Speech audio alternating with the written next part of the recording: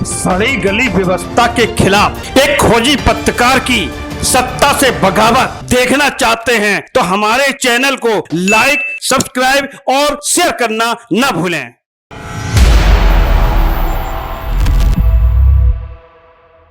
गुजरात के अहमदाबाद में air India का विमान जिस तरह से दुर्घटनाग्रस्त हुआ, पूरा देश उस दुर्घटना को लेकर आहत है और देशटांग मीडिया परिवार भी मृतकों के परिजनों के लिए अपनी हार्दिक संवेदना व्यक्त करता है। इस हादसे में करीब 295 लोगों को जान गंवाना पड़ा, जिसमें विमान में सवार सारे यात्रियों में से सिर्फ एक यात्री को छोड़कर सारे मौत के मुंह में समा गए। प्रधानमंत्री मौके पर गए, केंद्रीय गृह मंत्री अमित शाह भी मौके पर गए और पूरा देश इस दुर्घटना को लेकर आहत है। चलिए इसको लेकर, इस दुर्घटना को लेकर जांच की प्रक्रिया जारी है। आगे क्या कुछ होगा अलग से वीडियो लेकर हम आएंगे, लेकिन फिलहाल हम चलते हैं अपने मुद्दे पर। दरअसल अपने देश की सियासत किस दिशा में जा रही है ये कह पाना बहुत मुश्किल है, लेकिन जहां तक मेरी या मेरे जानकारों का मानना है कि बस वोट बैंक की राजनीति के लिए सारे सियासी दल किसी भी मुद्दे को छोड़ना नहीं चाहते हैं। बेशक उससे मुद्दे की गंभीरता चाहे जितनी हो, उससे देश का मानमर्दन हो रहा हो या ना हो रहा हो, देश की प्रतिष्ठा दांव पर लग जाए, इन सारी चीजों से, चाहे वो सत्ता पक्ष हो या विपक्ष हो, दोनों बिल्कुल उस मामले को अपने सियासत की रोटी का हिस्सा बनाने में गुरेज नहीं करते। आज ऐसे ही कुछ मुद्दों को लेकर हम आपके सामने विश्लेषण करेंगे। मैं हूं संजय राजन, लेकर आया हूं दृष्टांत न्यूज पर अपना खास कार्यक्रम मुद्दे की बात राजन के साथ।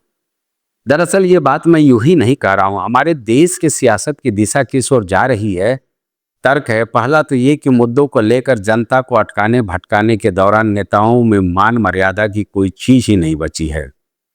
चाहे नेता सदन यानी प्रधानमंत्री पद के लिए दिए जाने वाले बयानों की बात हो, विपक्षी दलों की ओर से बयान दिए जाते हों, या सत्तारूढ़ दल की ओर से नेता विरोधी दल यानी राहुल गांधी को लेकर जो बात कही जाती है, सबके बयानों में मर्यादा टूटती नजर आती है।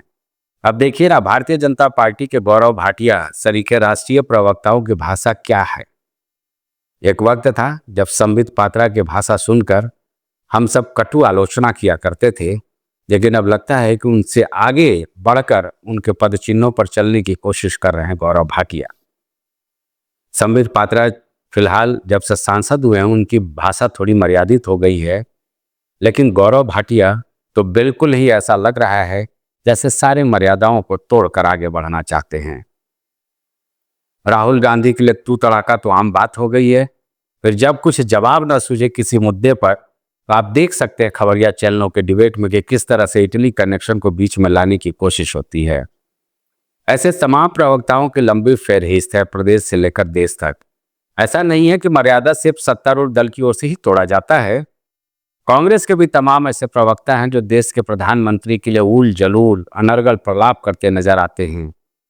एक से बढ़कर एक अजीबोगरीब मर्यादा विहीन जुमले दिए जाते हैं। आरोप लगाने में विपक्षी दल ये भूल जाता है कि आज पूरा विश्व भारत की ओर देख रहा है और उनके बयानों से देश के मान सम्मान और गरिमा को ठेस पहुंच सकती है। ताजा उदाहरण ले लीजिए, G7 समिट। पहले विपक्षी दल अलापते रहे कि विकसित देशों के इस समूह में प्रधानमंत्री को नजरअंदाज कर दिया और इस बैठक में आमंत्रित सदस्य के रूप में उन्हें नहीं बुलाया गया। जमकर विपक्षी दल के नेता प्रवक्ता इसको सवालों को लेकर के जनता के बीच जाने की कोशिश करते रहे और सवालों का सिलसिला थम नहीं रहा था। सोशल मीडिया से लेकर विभिन्न चैनलों पर एक लंबा विश्लेषण हो गया कि कनाडा के साथ भारत के बेहतर संबंध नहीं होने का खामियाजा देश को भुगतना पड़ रहा और संभवतः इसीलिए प्रधानमंत्री नरेंद्र मोदी को इस G7 समिट में बैठक में नहीं बुलाया गया। लेकिन जब बुलावा आ गया तो भी आलोचनाओं का दौर है। साहब अब तो स्वागत कर लीजिए कि प्रधानमंत्री को G7 समिट में आमंत्रित किया गया है। प्रधानमंत्री नरेंद्र मोदी उसमें जाने भी वाले हैं, तो अब आलोचनाओं का दौर कहाँ गया। वक्त से पहले ही आप लोगों ने तमाम तरह के सवाल खड़े किए, और कहीं ना कहीं जब भारत की बात आती है तो उसके प्रधानमंत्री और राष्ट्रपति सर्वोच्च होते हैं। तो उनको लेकर के मर्यादित भाषा या आलोचना करने के दौरान विपक्षी दलों को यह निश्चित तौर पर ध्यान रखना चाहिए कि कहीं उस आलोचना का विश्व पटल पर नकारात्मक असर न पड़ जाए। अब इससे इतर हम बात कर लें सत्तारूढ़ दल की, क्योंकि विपक्षी दलों का तो मैंने बता दिया कि भाई प्रधानमंत्री पद को लेकर किस तरह से उनका नरगल प्रलाप चलता है। अब विपक्षी दल की बात कर लीजिए। सत्तारूढ़ दल, लालू यादव का जन्मदिन मनाया गया, कार्यकर्ता उन्हें तलवार भेंट करते हैं, लालू यादव उस तलवार से केक काट देते हैं। साहब, भारतीय जनता पार्टी के तमाम प्रवक्ता इस मुद्दे को इस तरह से उठाने की कोशिश करते हैं जैसे उस तलवार से लालू यादव ने सैकड़ों लोगों का गर्दन काट दिया हो। आपने देखा होगा अक्सर, मैं तो गवाह भी रहा हूं, क्षत्रिय महासभा के कई कार्यक्रम में केंद्रीय रक्षा मंत्री राजनाथ सिंह आते हैं तो वहां तलवार भेंट करने की एक परंपरा होती है। समाजवादी पार्टी के मंच से बात कर ली जाए, यहां तक कि मैंने बहुजन समाज पार्टी सुप्रीमो मायावती की भी रैली में देखा है कि उन्हें भी कई बार तलवार भेंट किया गया। प्रधानमंत्री नरेंद्र मोदी की भी वो तस्वीरें हैं जब उन्हें तलवार भेंट किया गया। इसे एक सम्मान का प्रतीक माना जाता है। अन्याय के खिलाफ इस तलवार को एक सिंबल माना जाता है, सांकेतिक एक तरह से माना जाता है कि हम उपहार दे रहे हैं अपने नेता को कि अन्याय के खिलाफ जंग में ये तलवार काम आएगा। तो भाई मुद्दा कुछ भी हो, राजनीति की रोटी सेकनी है, बिहार में चुनाव होना है, तो लालू यादव को बताइए कि नहीं, ये तलवार वही है जिससे समाज में अपराध किया जाता हो। ये तलवार उस बात का प्रतीक है, शक्ति का प्रतीक माना जाता है। इस बात को भूल करके राजनीति रोटी सेकने की अपनी परंपराएं चल रही हैं। अब देखिए ना, चलिए एक और उदाहरण ले लेते हैं। अब विपक्षी दलों को जरा कटघरे में हम खड़ा कर दे। पाकिस्तान को बेनकाब करने के लिए मोदी सरकार ने सर्वदलीय प्रतिनिधिमंडल पूरे देश में भेजा, पूरे विश्व में भेजा। तमाम लोग गए उसमें, चाहे वो सलमान खुर्शीद हो, शशि थरूर हो, गुलाम नबी आज़ाद हो, या फिर पूर्व केंद्रीय मंत्री रविशंकर हो। इन लोगों ने बेहतर काम किया क्योंकि पाकिस्तान को विश्व पटल पर बेनकाब करने के लिए एक कहा जा सकता है कि ये डिप्लोमेटिक चाल थी भारत की, उसमें उन्होंने कामयाबी हासिल की। कई ऐसे देश थे जो पाकिस्तान के साथ सहानुभूति जता रहे थे और इस प्रतिनिधिमंडल से बातचीत के बाद वो निश्चित तौर पर भारत के पक्ष में खड़े हुए। ओवैसी की बात की जाए, काफ़ी चर्चा उन्होंने बटोरा, जिस तरह से उन्होंने पाकिस्तान को जमकर कोसा हर मंच से और पाकिस्तान को आईना दिखाया कि तुम्हारी हकीकत क्या है, उसकी काफ़ी चर्चा हुई। लेकिन अपने देश में क्या हो रहा है? सर्वदलीय ये प्रतिनिधिमंडल था, सारे दलों के सांसदों को इसमें भेजा गया था और यहाँ देश में विपक्षी दल लगातार इस बात की कवायद कर रहे थे और उसकी आलोचना कर रहे थे जो विदेशों में प्रतिनिधिमंडल जा कर के भारत की पाकिस्तान की ओर से जो लगातार आतंकी वारदात किए जाते हैं उसका मजम्मत कर रहा था। और यहाँ देश में विपक्षी दल सर्वदलीय बैठक की बात कर रहे हैं, संसद के विशेष सत्र की बात कर रहे हैं। वो ये मानने को तैयार नहीं है कि जो कुछ हुआ है, जिस तरह से पाकिस्तान ने सर्जिकल स्ट्राइक किया था, उनके 9 आतंकी ठिकानों को नेस्तनाबूद किया था, उसको लेकर सवाल खड़े कर रहे हैं कि साहब हमारे कितने विमान पाकिस्तान ने गिराए। एक से बढ़कर एक सवाल किए जा रहे हैं। कुछ इतर जो मीडिया के, जो सोशल मीडिया में सक्रिय लोग हैं, वो इस बात पर ही उलझे हुए हैं कि भाई भारत को कितना नुकसान हो गया। ये बताना जरूरी है क्या? विश्व पटल पर यह तय है कि पाकिस्तान को हमने लाहौर तक घुस कर मारा, उनके आतंकी संगठनों को बर्बाद करने की कोशिश की। लेकिन चर्चा उस बात की नहीं है। चर्चा इस बात की विपक्षी दल करते नजर आ रहे हैं कि देश को कितना बड़ा नुकसान हुआ। आखिर ये सीज फायर हुआ तो क्यों हुआ? ट्रंप की अगुवाई में ये सीज फायर क्यों हुआ? नरेंद्र सरेंडर का नारा दिया गया। ये आखिर अमेरिकी राष्ट्रपति डोनाल्ड ट्रंप को क्यों ये मौका भारत ने दिया कि वो मध्यस्थता करे? इस बात की आलोचना हो रही है। जाहिर सी बात है, कई चीजें हैं। हालांकि जब भारत ने आपत्ति दर्ज की तो ट्रंप ने खुद को इस बीच बिचाव के रास्ते से अलग कर लिया। लेकिन हमारा ये मानना है कि अगर देश में कोई भी चीज, कोई भी गतिविधि ऐसी होती है जो कूटनीतिक जीत की ओर देश को ले जाती है, तो उसमें सत्ता पक्ष और विपक्ष दोनों को एक साथ खड़ा ही रहना पड़ेगा। सामरिक जीत से कहीं ज्यादा मायने रखती है कूटनीतिक जीत। और मेरा ये मानना है कि ऐसे मुद्दों पर बेशक सरकार की लाख खामियां हो, लेकिन उस पर ऐसे मुद्दों पर राजनीति नहीं होनी चाहिए। दोस्तों, ये तो समय की बाध्यता है कि केवल हालिया कुछ घटनाओं को हम आपके सामने साझा कर पा रहे हैं, लेकिन आप ध्यान देंगे तो ऐसे अनगिनत मामले हैं जहां सत्ता और विपक्ष दोनों अपनी सियासी रोटी सेकने के लिए मर्यादाओं को तार तार करते हैं।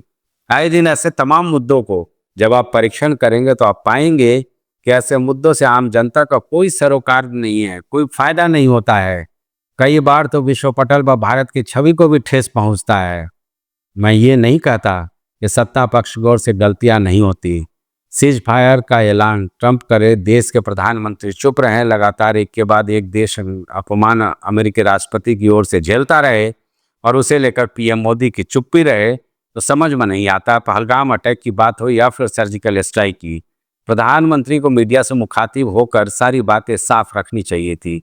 यह तो लोकतंत्र है। अमेरिका में भी राष्ट्रपति किसी भी आम मुद्दे पर मीडिया से मुखातिब होते हैं, तो फिर हमारे प्रधानमंत्री को भी ऐसा करना चाहिए। इसमें बुरेज क्यों?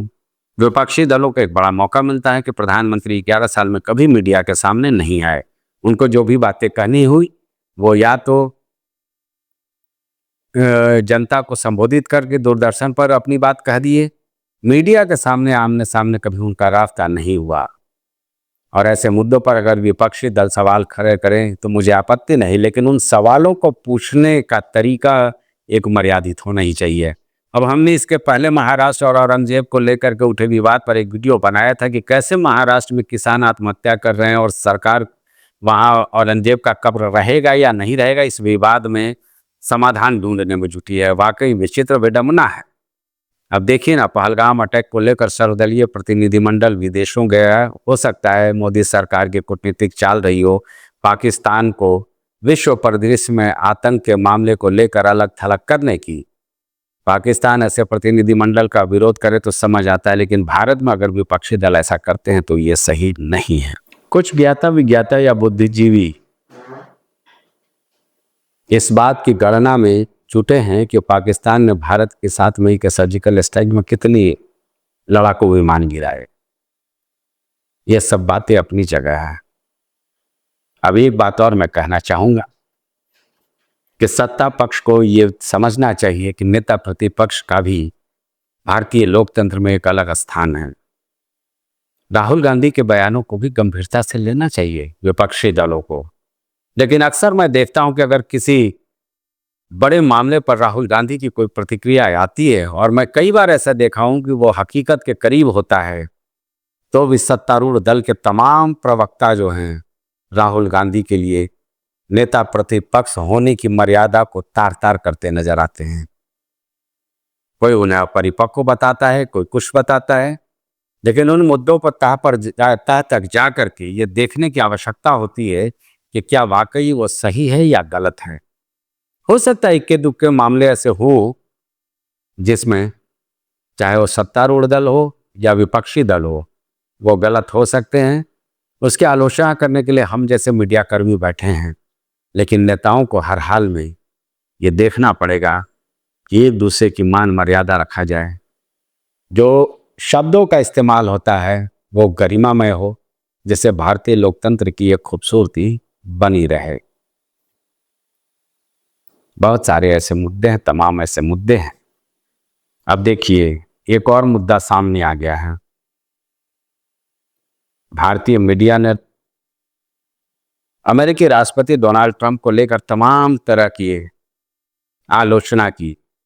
इस आलोचना समालोचना के दौरान देखने को मिल रहा है कि अब अमेरिकी राष्ट्रपति ट्रंप जो कभी भारत के साथ खड़े नजर आते थे, अब वो पाकिस्तान की ओर झुकते नजर आ रहे हैं।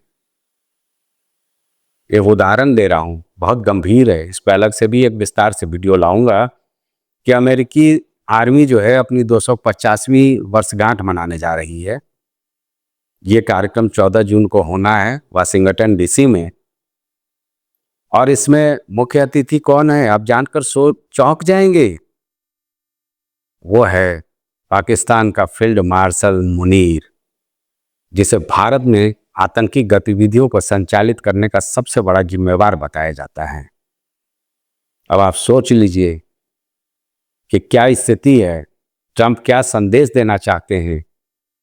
अमेरिका एक बार फिर जताना चाहता है कि वो अपने हित को लेकर किसी को भी दोस्त और किसी को भी दुश्मन बना सकता है। अब एक और दूसरा मुद्दा लेता हूं। ये तय हो गया है चूंकि मानसून सत्र आने वाला है, संसद का मानसून सत्र शुरू होने वाला है। उसके पहले तमाम तरह की कवायद की जा रही है। पर राहुल गांधी पहलगाम गए, वहाँ पाकिस्तान के गोलाबारी में क्षतिग्रस्त लोगों से उन्होंने मेल मुलाकात की, सीमा पर गए राहुल गांधी। उसके बाद केंद्रीय गृह मंत्री अमित शाह को भी वहाँ जाना पड़ा। हालांकि प्रधानमंत्री नरेंद्र मोदी नहीं गए। बार बार राहुल गांधी इस बात का आग्रह उनसे करते रहे। कांग्रेस का भी और तमाम जो विपक्षी दल है उनका भी आरोप रहा कि प्रधानमंत्री को वहाँ जाना चाहिए था, लोगों से मिलना चाहिए, लेकिन केंद्रीय गृह मंत्री अमित शाह वहाँ गए। अब ये तय हो गया है कि सांसद ब्रिजलाल की अध्यक्षता में संसदीय समिति पहलगाम का दौरा करने वाली है। इसमें कौन कौन से लोग होंगे ये तो नाम आ जाएगा, सामने तय हो जाएगा। लेकिन एक बेहतर पहल मोदी सरकार की ओर से किया गया है कि प्रतिनिधिमंडल को भेजा जाए। 2-2 बैठकें होनी है। सबसे पहले ये प्रतिनिधिमंडल दिल्ली से जम्मू जाएगा, जम्मू में बैठक करेगा अधिकारियों के साथ। उसके बाद पहलगाम जाएगा, वहाँ के बैसवारा घाटी जाएगा जहाँ पर ये कत्ल-ए-आम आतंकियों ने किया था 26 भारतीय नागरिकों का। तो इन तमाम चीज़ों का अध्ययन करेगा और मानसून सत्र में संभवतः हमें लगता है कि ये समिति अपनी रिपोर्ट भी सदन पटल पर रखेगी। लेकिन इसको लेकर के भी राजनीति होने लगी है। साहब, हर चीज़ में राजनीति न करें। बैसरन घाटी में जो कुछ हुआ है, अगर संसदीय समिति वहाँ चली गई और वहाँ से जो भी स्टडी करके वो आती है वो जनता के सामने रख दिया जाएगा। लेकिन अभी आवश्यकता हमको एकजुटता दिखाने की है, क्योंकि हमारे दुश्मन पड़ोसी मुल्क तमाम तरह से खतरा भारत के ऊपर मंडरा रहा है। ऐसे में भारतीय लोकतंत्र को बचाना और भारत की अस्मिता को बचाना, ये दोनों जिम्मेवारी हमारे जनप्रतिनिधियों की है। तो हमें लगता है कि शायद अगर थोड़ी भी समझ हो, जो मैं सोचता हूँ उसके मुताबिक, कि हर मुद्दे को सिर्फ राजनीति की रोटी सेकने का जरिया नहीं बनाया जाना चाहिए, बल्कि कुछ मुद्दे ऐसे भी होते हैं जिन्हें देश हित में छोड़ दिया जाना चाहिए। क्योंकि हो सकता है कि जिसकी सरकार हो, उसकी क्या सोच हो, उसकी नौकरशाही क्या सोचती हो, उसके जरिए क्या कूटनीतिक जीत हासिल करना चाहता हो, ये तमाम ऐसे पहलू होते हैं जिस पर विपक्षी दलों को भी ध्यान देना चाहिए, सहयोग करना चाहिए। क्योंकि ये भारतीय लोकतंत्र है, किसी की भी सरकार अस्थायी नहीं है। जनता जिसे चुनेगी वो केंद्र में स्थापित होगा। लेकिन सबका एकमात्र मकसद होना चाहिए सबका साथ, सबका विश्वास और सबका विकास।